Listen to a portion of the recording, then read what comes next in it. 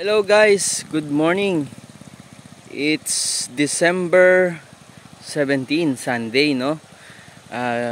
Bigay lang ako ng quick review ng ating bagong gravel bike. Cheap siya, no? Yung Kenz Procera G3. At ilang beses ko na rin siyang naipang trail dito sa Montalban.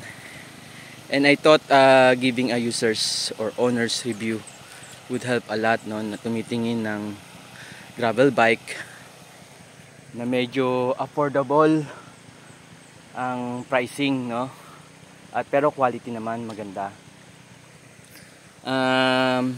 Ito si Kenz Procera G3.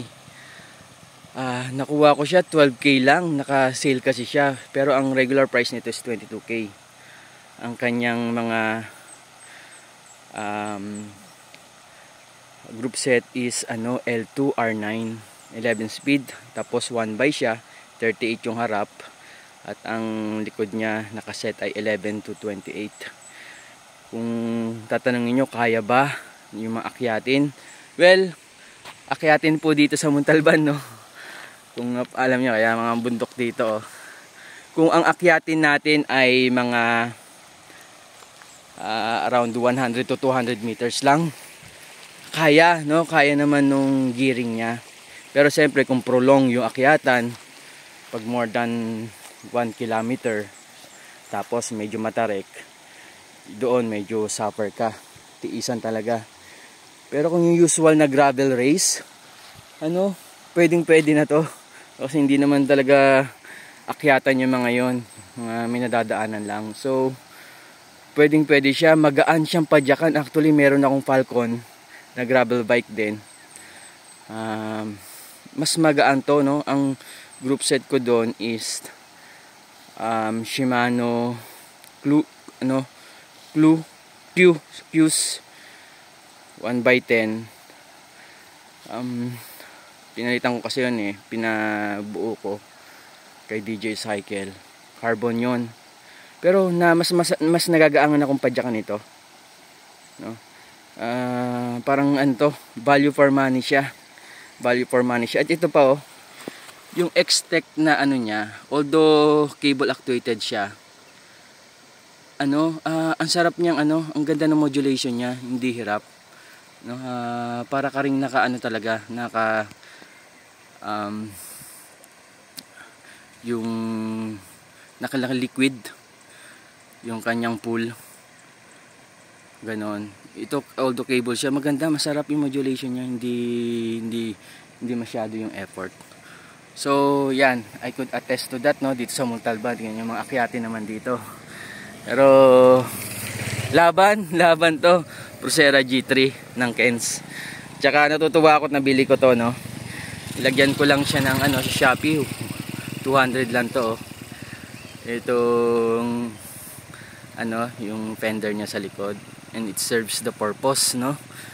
Although manipis siya, pero ang ganda kasi magaang. Laban, oh. Wala kang putik sa likod. So yun po, no, sa mga nagtatanong tsaka nag-iisip pang gravel bike pero budget yung price, ito ay highly recommend tong Procera G3. Actually isasama ko to sa race. Ito yung isasali ko sa race sa Nueva Ecija this coming February, January, no. So abangan nyo yun, guys. So, value for money to.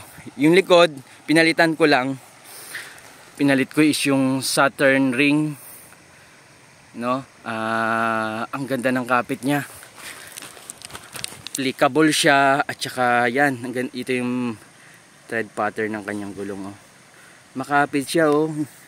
Laban siya dito sa mga sa mga gravel roads, fire roads, no, mga bumabuhangin na to.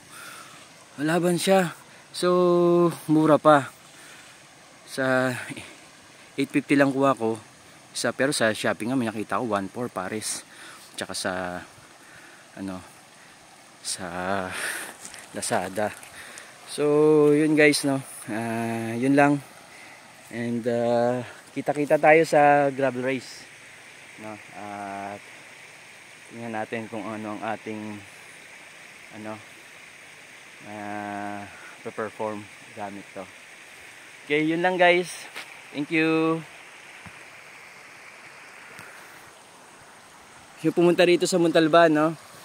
Ligo-ligo sa ilog, yan. Pwede. Pwede tayo mag-sked Saturday morning. Ano lang kayo, message lang kayo. Ito lang ako sa Montalban, and then rides tayo guys. Okay, hanggang dito lang, signing out. Coursera G3 Kens by Kens. Nice one.